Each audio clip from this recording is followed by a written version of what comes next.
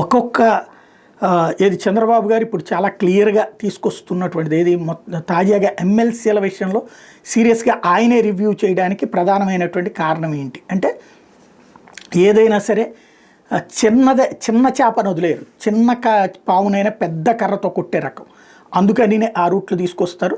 ప్రస్తుతం ఈ నెల 27 జరిగేటటువంటి ఉమ్మడి గుంటూరు, కృష్ణా అలాగే ఉభయ గోదావరి జిల్లాల పట్టభద్రుల ఎమ్మెల్సీ స్థానాలకు సంబంధించి అలాగే 2 గదా జరుగుతుంది, ఉమ్మడి గుంటూరు, కృష్ణా అలాగే ఉభయ గోదావరి జిల్లాలు. ఇందులో ప్రధానంగా టీడీపీ, పీడీఎఫ్ అభ్యర్థుల మధ్యన పోటీ ఉండబోతోంది. వాస్తవంగా వైసీపీ ఉంటే ఈ ఓట్లు చీలుస్తుంది కాస్త, అప్పుడు అంటే ఓట్లు చీల్చడమా, దానివల్ల ఏమవుతుంది పీడీఎఫ్ అభ్యర్థి ఓటమి, వీళ్ళు ఇద్దరు గెలవరు, తెలుగుదేశం గెలుస్తున్నటువంటి నమ్మకం ఉంది. ఎప్పుడైతే వైసీపీ పక్కకు వెళ్ళిపోయిందో వాస్తవంగా వీళ్ళని మేనేజ్ చేసుకోవాలి. అప్పటికి కొంతమందిని ఏది విత్డ్రా చేయించేసి పార్టీలో చేర్చుకున్నటువంటి సందర్భాలు కూడా ఉన్నాయి. అయితే ఇప్పుడు ఉభయ గోదావరి జిల్లా నుంచి పేరాబత్తుల రాజశేఖరన్ టీడీపీ నుంచి అయితే డివి రాఘవులు పీడీఎఫ్, తను బలమైన అభ్యర్థి. అట్లా కృష్ణా గుంటూరు జిల్లా నుంచి ఆలపాటి రాజేంద్ర ప్రసాద్ టీడీపీ బలమైన అభ్యర్థి, మాజీ మంత్రి కూడా, సిట్టింగ్ ఎమ్మెల్సీ లక్ష్మణరావు పీడీఎఫ్ తరపున ఆయన కూడా స్ట్రాంగ్ పర్సనే.